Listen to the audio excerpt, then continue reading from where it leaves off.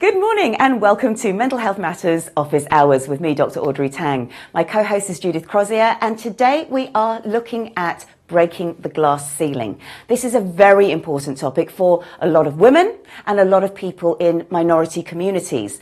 And we have got the most amazing guest for you. I'm very excited about this. We have got an upcoming superstar, Lily Jeffs. She is making waves in the motorsport world and has been noted as the one to watch. Let's see her in action.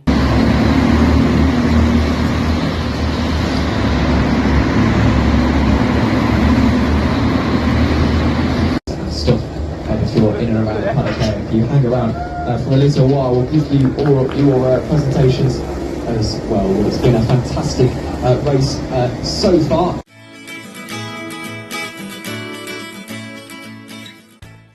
Welcome to Mental Health Matters Office Hours, Lily. It's so great to have you on the show. Thank you so much for having me. It's such a pleasure. It was amazing to see you drive. You are really phenomenal. Please, can you tell us what got you into racing in the first place and what are some of the highlights of your career to date? Yeah. So I started off at a little grass track and I loved it there. So for my 8th birthday, I got taken to a proper track. So that's at Wilton Mill in Daventry. That was my first time in a go-kart. Absolutely loved it. So they said, oh, we've got like a school every other weekend. So I did that and I progressed through the school massively, really quickly. And yeah, loved it. And now I'm here. So yeah.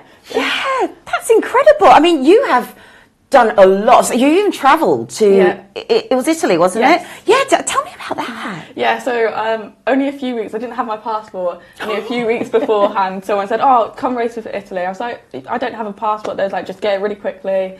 So I think it was about 3 days before I was about to fly, I got my passport, booked the flights, booked the hotel, everything, last minute, and it was the best experience ever. Yeah. Absolutely incredible. I mean, what opportunities are there for young drivers? Because, you know, you hear it's quite an expensive sport. It's largely male dominated. So what opportunities are there for you to really develop those skills? There's not much, but there's a lot more from when I started out. Right. So last year I did Jamie Chadwick series, which is all just for females, and I won that. Hey! Oh, well done. Congratulations. But there's quite a lot of good communities such as Motorsport Women and other things as well that really help women to boost up the confidence and get into motorsport a lot more. That's so important. Yes, it is. And you touched on the cost as well. Can that be problematic for young drivers such as yourself, or is it easy enough to find sponsorship? No, it's really quite difficult for us. Yeah, especially as a female as well. No one wants to really put the money into you to bring you up. So money is all about, motorsport is all about money. Yes. Yeah, and it's just bringing it up. But it can be difficult, but if you find the right ones, then yeah. Yeah, you just have to keep going until you find the right one. And how young do you think that you should be, or that you need to be, to start racing in order to kind of build the stamina that you need for the sport, which you obviously have? Yeah, well, I started out at 8, which is quite a young age, and compared to F1 drivers, that's very similar to what age they started out at. But you can start at any age as long as you put the effort and work into it. Yeah, it works. Is there, this is a cheeky question, is there an element of feeling fear though? Because the younger you are, I guess, I think the less you feel fear. Definitely. And so is there something about if you start a bit older, it's always a bit, there's something in the, Yeah, I do hear that quite a lot, to be fair. Especially ever since I started working as well. I know that I've got to be at work on Monday, so you think that in the back of your mind a little bit. So, yeah. Gosh. That's really interesting because that will play on your kind of, well, I've got to be at work, so I can't injure myself. I can't. I suppose the older you get, the more responsibilities you have, don't you? And so that they then might start to play on your mind. But I mean, do you mind me asking this? So how do you block that out when you're driving and you have these extra responsibilities? So before a race, I normally listen to music. Okay. So that blocks most of it out. And then once I'm in the car, I'm imagining myself going around the track, and I'm just going as fast as I can around the track. Bit of mindfulness. Yeah. And it really works really well, actually. And it's just kind of being safe. You know, I do have to make that move sometimes, and sometimes they don't work, but that's how it works, and yeah, you just got to live with it in the end. And if you didn't make those moves, you're not a racing driver. So yeah. Oh, I like that. Yeah, I like. It's really interesting, just because the first time I saw you was actually at a charity event. I was just watching as a spectator, but it was my husband who was also in the event. He said, "There's a driver who's really good. Oh. They're really good." And you got out of the car, and we were like, "Oh, wow!" And I was really pleased because it's a woman. Yes, and young as well. Yeah. Absolutely amazing. I think I was 16 at the time. Yes, you were. Oh, fantastic. Well, you're staying with us, and we will be back just after this.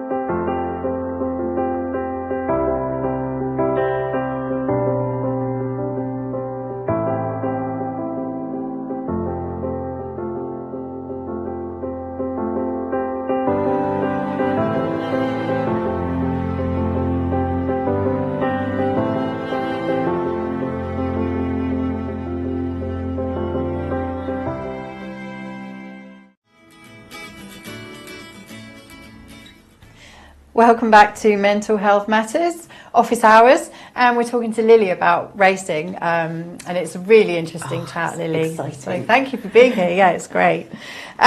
You're an excellent role model, obviously, but why do you think there's still a reluctance for girls to take up sport, but racing in particular? I think the main thing is you don't see any females in F1.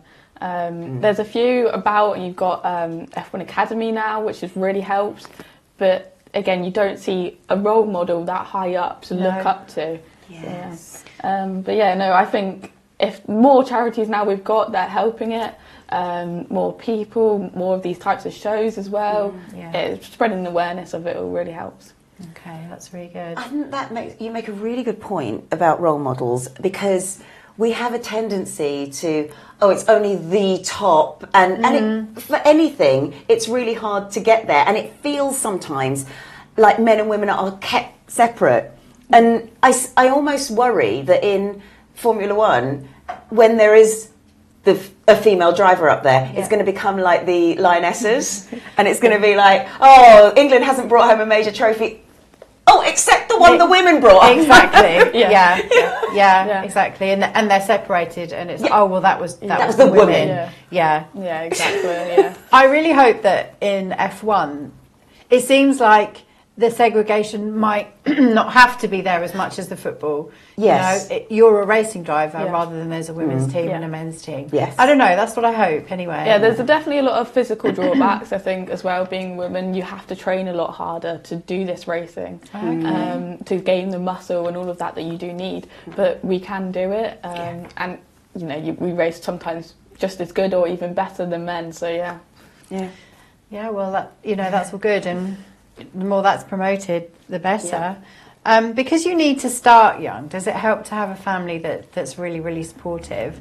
Or is it something which, if you have talent, you're going to kind of succeed anyway? No, I think family matters loads. They've been there for me ever since I started out, and 10 years down the line, they're still there for me, still come to my races, still come watch me. And having that support by your side is really important, because if you can have the talent, but if you have no one backing you, or you're not enjoying racing, then there's no point going further with it. Yeah, absolutely. That's true, actually. And then sometimes you can have just a bad day. We all know that in any form of competitive or even leadership position, you can have a bad day, and to have someone on your side is so important. Gosh, I mean, being young and being at such a high level already, you have got to have worked so hard into that. How do you balance being a teenager? Yeah, I mean, ever since younger age, I've missed out on parties, going to karting instead, but it's what I've wanted, and I want my future career to be. I put my whole life into this. And yeah, it can take a lot of your time, but if you know that's what you want to do, then it's worth it, And do you mind me asking, with that, because say with acting or something like that, generally, yes, there's young, ambitious people who will do that, and that's their aim, that's their goal. But in, say, something like drama, you're seeing the same people, you can make friends there. Is that the same on the track, or do you see different people all the time, and so it's actually quite hard? Oh, it's really difficult. It depends. If you go every so often, yeah, you do have friends. Like in my last series that I did last year, I had some really good friends, and they stick by your side. But then when you get on the track, they are competition. Of course, yeah. You've just got to block out all the friendship, and you do have to race. But when I went to Italy, I didn't know anyone. I was like one of the only few people that spoke English there. So the language barrier as well there was really difficult. And for me, that was difficult to even race there because I was like, I don't know anyone. I can't speak to anyone about the lines to track. So luckily my dad was there who helped me with everything. But yeah, no, it was very difficult there. Wow. And that's why it's really helpful to have your insights on this, because I think these are things that people don't talk about. Yeah. Sometimes because if you're interviewing them towards the real peak of their career, you're in the ascendant, which is so exciting, but your experience is really different, and your experience is here and now, which I think is so helpful for people to hear. Yeah, definitely. When they're starting anything. Yes.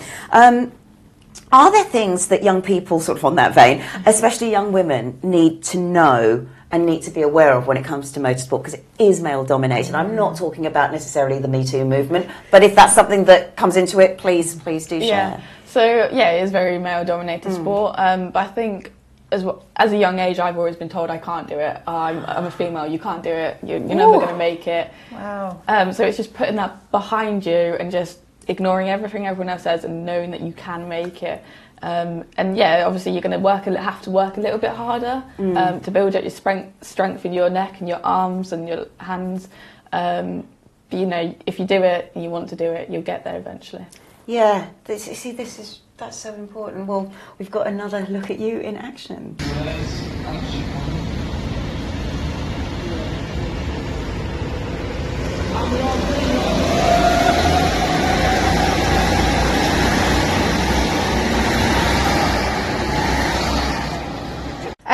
So you touched on the training. How do you train for your races, and what would your strength and your well-being kind of regime look like? Yeah, so obviously when I have a race coming up, I'll probably try test the week before just so I know the track a little bit better. Yeah. Okay. That really helps me with just getting to know the lines, how you take a corner, and then on the race day, I'll put some music on just to zone everything else out. I feel really ill before a race. Really? Yeah, it's horrible. But when I get in that car, it's gone. It's all gone. What, like you feel physically sick, butterflies in my tummy. It's horrible. It really is. Wow. A bit like stage frights. Yeah, very similar. Because I know that I need to perform because I want to perform, and I know that some people are watching. So it's very nerve-wracking, but once I'm in that car and my helmet's on, it all disappears. Yeah. And you were talking earlier about strengthening your arms and your wrists and your neck. How would you do that then in preparation for a race? Yeah, so you go to gym. There's a weird neck thing that you can use which strengthens it, but also just doing more karting as well really helps. Different tracks. I used to do indoors a lot more as well, because the karts are a little bit stiffer indoors. It really strengthens them up if you do that every so often, but it also gets you to know the track a lot more as well. So yeah. True. It is really physically hard work. It's I've done it once, and it's very hard. I have very weak neck, and but also it's that and the concentration if you're doing an endurance. Yeah, of course. What is the longest endurance you've done? I've done a 3 hour and won that. Just on going 3 hours. Yeah. Wow, that's a long drive, isn't it? And then I've done 24 hours with the whole team, so we take stints. Yeah. But yeah, 3 hours on my own. Because that's longer than F1 races. They're only like 2 hours, aren't they? Yeah, exactly. Yeah. Goodness. Oh my gosh. I mean, that's a long drive for anybody, but you know, you're young and you were younger, and I can't even do that. Just driving myself to Hastings, I've got to stop halfway go to the loo. Oh my gosh! I know. That's amazing. That's incredible. And I had to do pit stops, so I had to run around the car as well. So yeah, even more work. It shows a lot of mental strength as well. It does. Not just physical strength. I take my hat off to you. I think it's amazing.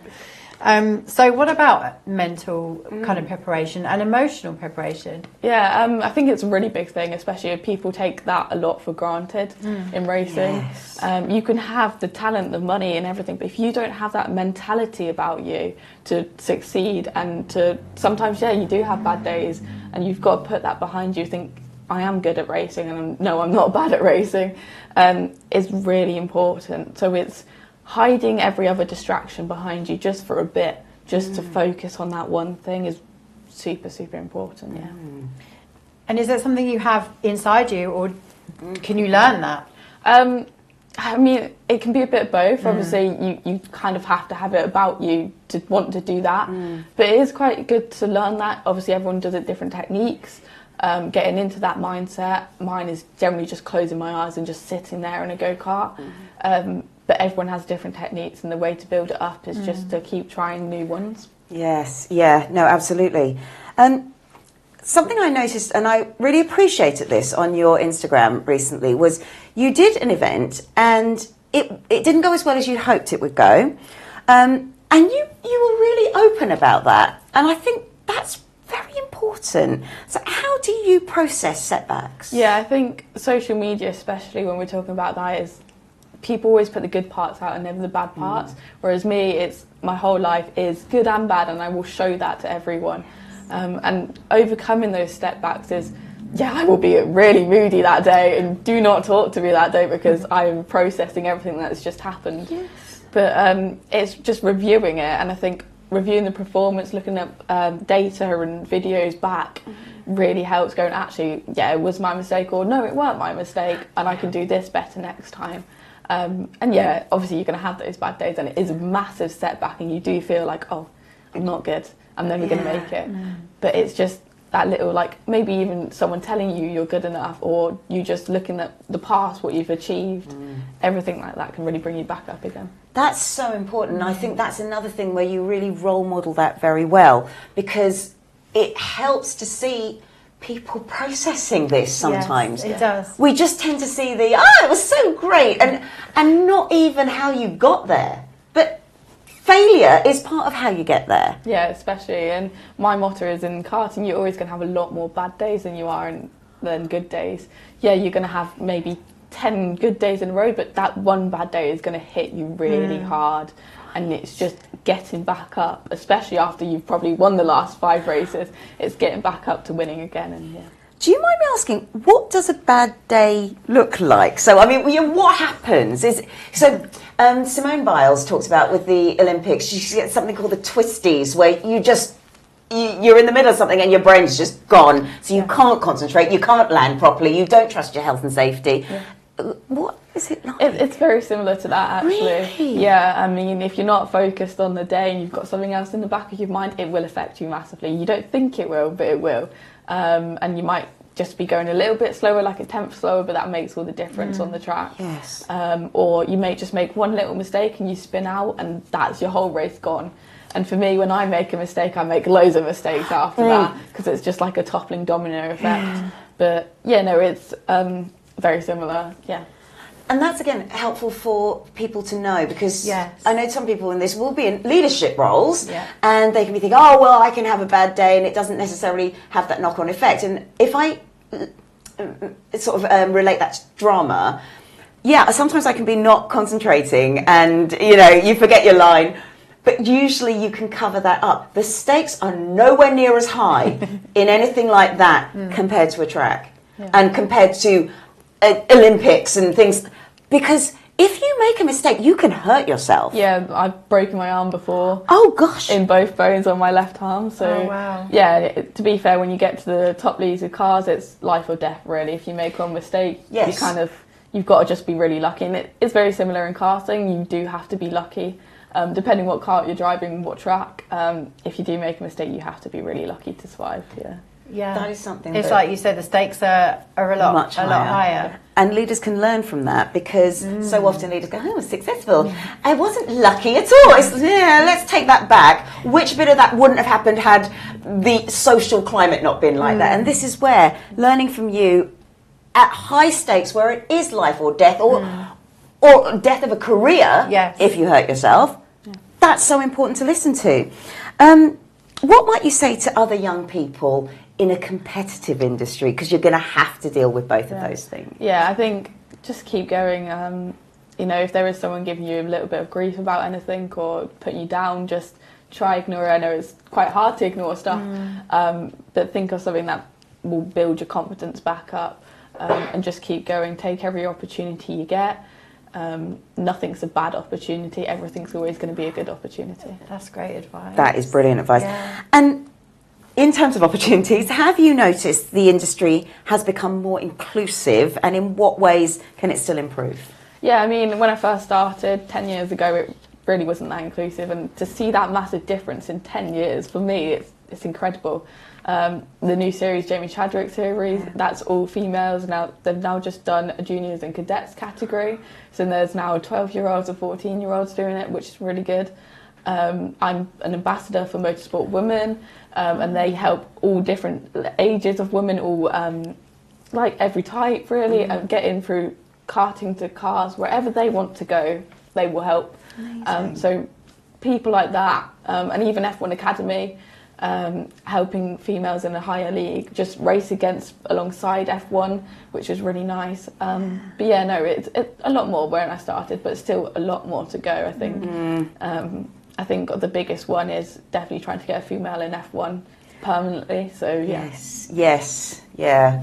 And is that more to do with the structure of you have to go through a certain series to get up there, and it is just so dominated by men, so females will just simply struggle? Or is it there's just no support? I think available? it's a mix of both. I think getting up there, you need the money, and then no one wants to sponsor you. So it's very, you've got the talent, but you don't have the money with karting, or you don't have to follow that path. There's multiple other paths that you can follow, but it's all about knowing people, getting noticed, and having the money. The money is the biggest issue. Feels so wrong, doesn't it does. It feels like it's a shame that that's the barrier. When you get to that level, that's the barrier. But let's just hope that, you know, people that get to that level, they're more and more well known. You know, people like yourselves are promoting yourself and others, and hopefully there'll be more people that want to sponsor. Definitely. People such as yourself. Yeah, exactly that. And so looking ahead, what is next for you? I think hopefully this season we'll just be doing more races abroad, so another race in Italy again, maybe Germany, Dubai, Spain, all of those types of places, just to get my name out across the world. Yes. But hopefully as well going into cars if I get the sponsors for that. So making the big step up to cars and racing in that next year. What is that step? How do you... So you can take it multiple ways. There's loads of different feeder series that you can start off with. So I'm looking at caterhams, but it is about 42 grand. So it's quite a lot, but looking to make that step, you do a lot of training. You've got to do a specific license for cars. And then obviously if you do have sponsors, they can put you into whatever car, and you put the sponsors' cars on, like the name on the side. Yeah, it's a big step, and getting to that step, it takes a lot of mentality, physiology, whatever. But it takes a lot. So so, sorry, I'm just thinking about how that. What does that 42,000 break down into? So in the caterham, it breaks down as you get to keep the car at the end of the season. Oh, that's good. So you can progress through the whole caterham. That's really good. Yeah. So, but then that's, I think, 6 races as well. 1 set of tyres, hospitality. So everyone offers different packages with racing. But with the caterham, you get to keep the car and progress through the different caterham stages. So you've got the beginners caterham, which is only just for beginners, and then you've got like different stages of how long people have raced for and stuff. So that's really good. And if someone's watching this and wants to sponsor something, what are the levels of sponsorship that you can accept? Yeah, I mean all different types really. Right. Even just a bit of a PR stunt's fine. Even if it's like 50 quid or whatever, like everything matters. It could buy like a pair of gloves or anything. So because it's all very expensive, so of course it builds up. But yeah, and you know, there's different types, and whatever, depending on how much they sponsor me, it's whatever they want really as well. So yeah. So someone bringing in, say, big figures. Yes. It would be the name on your car. It would be all of that. Yeah. And you'd be travelling around a lot with the Caterham series. Yes, exactly. It would be all over the UK. So there would be hospitality with it, which then the sponsors could come and watch me race. So wow. Yeah. Amazing. So that so it's a mutual kind of, yeah. you know, there's mutual opportunities and benefits. Yeah. Let's hope somebody wants to That's sponsor you more. Incredible. So maybe with the show notes, if you can give us a bit of a breakdown of that, we can put that out with this show as well. So Definitely. you never know what will happen. Yeah. Amazing. Well, you're staying with us to close the show. Let's head over to Business Boost.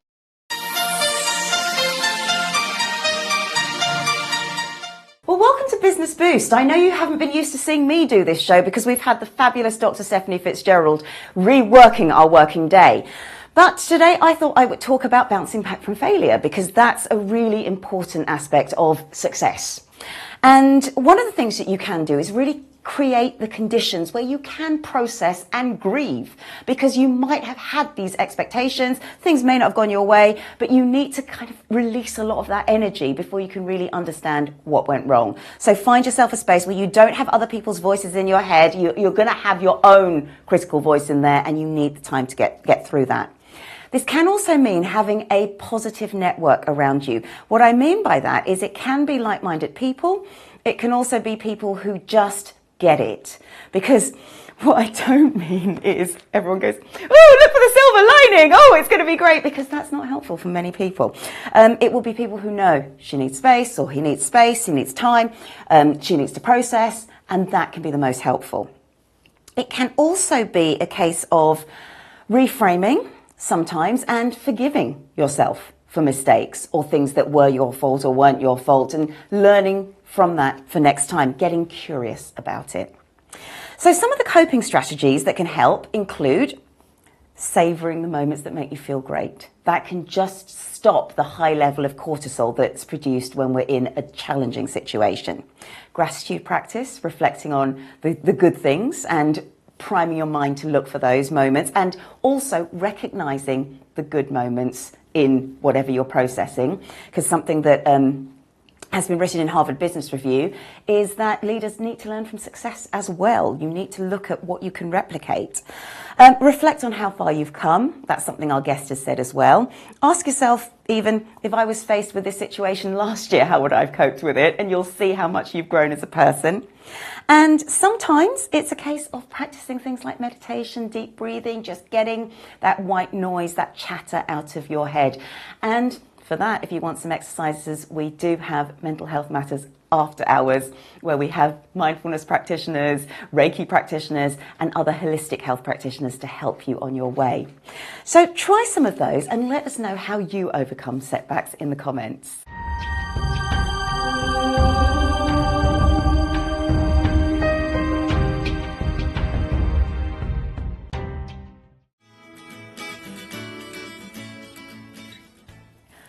Welcome back to the last part of Mental Health Matters Office Hours. It's been so exciting talking to you, Lily. So thank you for joining us. Yeah, and we're really excited to follow you in your career, which is going to be amazing. Just reflecting on this, I think a lot of your experiences are things which a lot of people will be able to resonate with, because I think they will have faced similar kind of barriers and things that they've had to overcome in their own lives. What sort of resonated with you, Jude?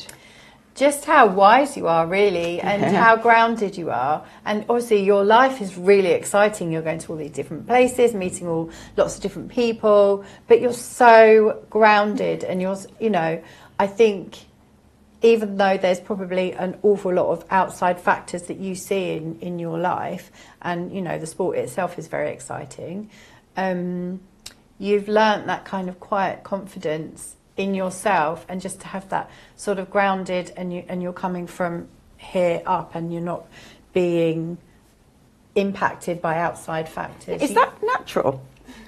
I mean, it takes a lot to build up. I know everyone's different with the way they are. Like some people have a really high ego, and other people are really shy. I mean, it's how you go about it. And for me, what's best for me was just being like in the middle a bit. Obviously, I know I can be good at karting, but I also know that I'm not the best. So it's finding that happy medium and just, you know, being nice to everyone and content, really. Yeah, I just think it's really, really lovely, and you're such a good role model for that reason, really. And the fact that you were sharing when you haven't had such a good day as well, I just think that's amazing, because I think, especially in the world of social media, you know, young people, anybody really, can just see successful people and think, well, I'm never going to be like that. You know, they're just great at everything all of the time. But you show that that's not always the case, and you're sort of got that the resolution just to keep going and show that the bad or the downsides as well as the good. Yeah, I think that's really important, especially with social media. I mean, you always see people just posting the good sides, and you know, everyone needs to see the bad sides, and it's that's what makes up your personality, and hopefully will help you in your career as well, because, you know, not everyone wants to see the good sides. They do want to see what you can fail at and what you're good at. They want to see both. They also want to see how you deal with failure. Yes. Actually. Yeah. And I never really thought about this, but social media is a good place to demonstrate how mature and sensible you are. Absolutely. And I actually think if more employers looked at social media, they'd see a lot more about what people are really like. Yes. And with that, you would want to sponsor someone like you, Lily, because you would go, well, she copes. Yeah. She doesn't throw her toys out the pram and jump on her car and, you know, as some people could, or only post the good things. Exactly. Because, again, it shows an inability to deal with the bad. So, yeah, I never thought of that. So, thank you. So, Lily, your top 3 tips for girls wanting to enter motorsport in particular? My top 3 tips is just to take every opportunity you get. Talk to people you want to. Be strong. Don't let anyone set you back. You know, you've got the way.